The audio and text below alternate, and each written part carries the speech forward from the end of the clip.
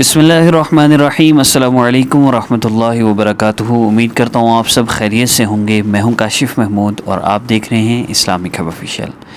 اللہم صلی علی سیدنا محمد وعلی آل سیدنا محمد وبارک وسلم۔ اللہ رب العزت وہ ذات ہیں جس ذات نے ساری کائنات کو بنایا ہے، چاند سورج ستاروں کو بنایا ہے، ہواؤں کو، فضاؤں کو، بارشوں کو، ہر چیز کو بنانے والی ذات اللہ رب العزت کی ذات ہے۔ آج میں آپ کو اس ذات کی پہچان کرواؤں گا جس ذات سے آپ نے مانگنا ہے۔ آپ مانگ کس طرح ہیں اور کس یقین کے ساتھ مانگ رہے ہیں، اور آپ کا جو یقین ہے کیا اس سے آپ کو مل سکتا ہے؟ کیا آپ کا یہ یقین ہے کہ ابھی جو میں اللہ رب العزت سے مانگنے لگا ہوں، اس عمل کے کرنے سے میں اللہ رب العزت سے براہ راست ان اعمال کے ذریعے مانگنے لگا ہوں جن اعمال سے آقا پاک صلی اللہ علیہ وسلم اور صحابہ نے مانگا تھا؟ اور جس طرح آقا پاک صلی اللہ علیہ وسلم اور صحابہ نے مانگا تھا اور ان کا مسئلہ حل ہوا تھا، میرا مسئلہ بھی ویسے ہی حل ہوگا؟ کیا یہ یقین ہے؟ دیکھیے، شہد جو نبی علیہ السلام کے زمانے میں تھی، آج بھی اس کا ذائقہ وہی ہے، وہ ذائقہ نہیں بدلا۔ سیب کا ذائقہ جو نبی علیہ السلام کے زمانے میں تھا، آج بھی ذائقہ وہی ہے، اس کی تاثیر وہی ہے کہ اللہ رب العزت وہی ہیں۔ اللہ رب العزت نے ان چیزوں کے اندر تاثیر بھی وہی رکھی ہے۔ اب دیکھیے، سیب کے اندر تاثیر وہی، اور آم کے اندر تاثیر وہی، اور شہد کے اندر تاثیر وہی ہے، تو ان اعمال کی تاثیر جو صحابہ نے کیے تھے، ان اعمال کی تاثیر اس زمانے میں آ کے کم کیسے ہو سکتی ہے؟ آج کل جو بعض لوگ کہتے ہیں وہ تو صحابہ تھے، وہ تو ان کے اعمال تھے، وہ تو بہت بڑے بڑے اعمال کر لیتے تھے۔ دیکھیے، وہ صحابہ تھے، لیکن انہوں نے جو اعمال کیے وہ اس دنیا کا ہر انسان کر سکتا ہے، اور انہوں نے ان اعمال کو اسی طرح کیا اور اتنی آسانی ہی سے کیا، اور نبی علیہ السلام نے ہمیشہ اپنی امت کو مشقت سے بچایا۔ کتنی احادیث مبارکہ میں آتا ہے، مجھے اپنی امت کی مشقت کا خوف نہ ہوتا، اور مجھے اپنی امت کی مشقت کا خیال نہ ہوتا، میں مسواک کو فرض کر دیتا، میں تہجد کو فرض کر دیتا، میں یہ ایسے مختلف چیزیں ہیں۔ اپنی امت کا خیال، تراویح 20 رکعت 3 دن پڑھی، اللہ کو یہ اتنی عبادت پسند ہے، چوتھے دن نبی علیہ السلام تشریف ہی نہیں لائے، کہیں یہ فرض نہ ہو جائے۔ اپنی امت کا اتنا خیال، اور یہی امت نبی علیہ السلام کی وہ اعمال جو اتنی آسان زندگی ہے اس کو چھوڑ کے کہتے ہیں جی وہ تو صحابہ تھے، ہم کیسے کر سکتے ہیں؟ کر سکتے ہیں۔ آج بھی وہ اعمال اتنے ہی آسان ہیں جتنے صحابہ کے لیے تھے، صرف مسئلہ یہ ہے کہ ان کی زندگی میں گناہ نہیں تھے، جن گناہوں کی وجہ سے ہمیں وحشت ہوتی ہے ان اعمال کرنے سے، اور ہماری زندگی میں وہ گناہ ہیں جن کی ہم جان نہیں چھوڑتے، جو گناہ ہم کرنا نہیں چھوڑتے۔ تو میں یہ بات عرض کرنا چاہ رہا ہوں کہ کم از کم روزانہ یہ جو 2-4 منٹ کی ویڈیو میں میرے اللہ رب العزت کا ذکر، اللہ رب العزت کی عظمت اور بڑائی اپلوڈ ہوتی ہے، اس کو ضرور سنا کیجیے، اس سے ایمان کا لیول بڑھتا ہے۔ چینج یور لائف کورس کرنے والے تو ضرور اس کو سنا کریں، اور نیکسٹ ویڈیو اپلوڈ ہونے تک 2-3 دفعہ تو اس عظمت اور بڑائی کو ضرور سنا کریں، دل پہ ضرور اثر ہوتا ہے۔ آپ ایک مرے ہوئے گدھے کے پاس بیٹھے ہیں، آپ کو اس کی اسمیل نہیں پہنچتی؟ آپ ایک خوشبو والی دکان پہ بیٹھے ہوئے ہیں، آپ کو خوشبو نہیں آتی؟ آپ نہ بھی خریدیں، آپ کو خوشبو آئے گی۔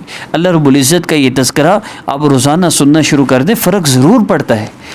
دیکھیے، آپ اس ذات سے مانگ رہے ہیں جس نے ایک ذرے سے لے کر بڑے بڑے صحراؤں تک، اور ایک پتھر سے لے کر بڑے بڑے پہاڑوں تک، اور ایک قطرے سے لے کر بڑے بڑے سمندروں تک بنانے والی ذات وہ اللہ ہے جس سے آپ مانگ رہے ہیں، اور آپ کو یقین نہیں۔ آج ہمیں یقین نہیں ہوتا۔ میں وظیفہ تو کر رہا ہوں، یا رحمان یا اللہ، یا رحمان یا اللہ، کتنی دفعہ پڑھنا ہے جی؟ وہ ابھی 33 دفعہ ہوا ہے، 100 دفعہ پڑھنا ہے، یا رحمان یا۔ بھئی کیا ضرورت ہے؟ یہ تعداد کی کیوں محسوس کیا تعداد؟ نبی علیہ السلام نے نہیں فرمایا کہ جب اللہ سے مانگو تو اتنی تعداد میں مانگو۔ مسنون اعمال اذکار ہیں، ان کی مخصوص تعداد بھی ہے، لیکن اللہ سے مانگنے کے لیے نہیں ہے کہ اللہ رب العزت سے مانگنا ہے تو پھر اتنی دفعہ تعداد ہوگی پھر ہی اللہ دیں گے، ایسے نہیں ہے۔ میری بات کو سمجھنے کی کوشش کیجیے کہ مسائل کا حل اللہ رب العزت کے تعلق میں ہے، وظیفوں میں نہیں ہے۔ اب یہ وظیفے بتائے کیوں جاتے ہیں؟ عام طور پہ جو وظائف آج کل چل رہے ہیں نا، یہ لونگ کے دانوں پر اور طرح طرح کے، اور کبھی یہ ایسے کر لیں ویسے کر لیں، کبھی تصویر پہ ایسا کر لیں، کبھی سکے رکھ لیں، کبھی فلاں بوٹی جو ہے وہ گھر میں رکھ لیں، پیسہ آئے گا، اور یہ ساری چیزیں، یہ غلط ہے۔ وظائف کی جائز حد یہ ہے کہ آپ ایک محسوس مقدار میں اپنے آپ کو مشقت میں ڈالے بغیر، جس سے آپ کے فرائض اور واجبات اور ضروری چیزیں وہ مس نہ ہوں، ان میں تاخیر نہ ہو، آپ اللہ رب العزت سے مانگنے کے لیے ان اعمال کے ذریعے، ان اسماء مبارکہ کے ذریعے، ان دعاؤں کے ذریعے جو نبی علیہ السلام نے سکھلائی ہیں، ان سے صرف اللہ سے مانگ لیں تو یہ وظائف جائز ہیں۔ اور اسلامی خبر آسام وظیفہ آفیشیل پر الحمدللہ یہی وظائف ہوتے ہیں، اس کے علاوہ اور وظائف کا کوئی سیٹ اپ نہیں ہے الحمدللہ۔ یقین رکھیے آپ اس ذات سے مانگ رہے ہیں جو ذات ساری دنیا کے سارے انسان ایک جگہ جمع ہو جائیں اور جنات بھی آ جائیں اور فرشتے بھی آ جائیں اور وہ سب کے سب اپنی حاجتیں طلب کریں اور ایک جگہ پر جمع ہو کر سارے اپنی اپنی حاجتوں کو مانگیں، تو اللہ رب العزت ان سب کو ایک لمحے میں ان کی ساری حاجتوں کو پورا فرما کر جو وہ چاہتے ہیں سب کو ایک لمحے میں عطا فرما دیں۔ کوئی فارسی والا ہے، کوئی پشتو والا ہے، کوئی اردو والا ہے، کوئی ہندی والا ہے، کوئی انگریزی والا ہے، کوئی جرمن والا ہے، کوئی فرینچ والا ہے، جو جس زبان میں بھی مانگ رہا ہے اللہ رب العزت اس کو اسی وقت سب کو وہ سب کچھ دے دیں گے جو وہ چاہتے ہیں۔ لیکن اللہ رب العزت سے میرا مسئلہ حل کرنا مشکل ہو گیا، ایسا ہو سکتا ہے؟ ناممکن بات ہے، ہو ہی نہیں سکتا۔ میرا مسئلہ حل کر ہی نہیں سکتا کوئی اللہ کے سوا، میرے اللہ ہی نے کرنا ہے، میں نے اپنے اللہ ہی سے مانگنا ہے، اب میں مانگوں کیسے؟ تو ہمیں نبی علیہ الصلوۃ والسلام کی مبارک زندگی سے مانگنے کا ایک راستہ ملتا ہے۔ وہ راستہ کیا ہے؟ وہ نماز کے ذریعے اللہ کی مدد چاہنا ہے۔ 2 رکعت نفل حاجت کی نیت سے پڑھیے۔ اس کے بعد دوسرا راستہ جو نبی اسلام کی تعلیمات میں ملتا ہے، اے میرے صحابی جب تم اللہ سے دعا کرو تو اللہ رب العزت کی عظمت اور بڑائی بیان کرو، اس کے بعد جتنا ہو سکے مجھ پر درود پاک پڑھو، پھر جو چاہو اللہ سے مانگ لو۔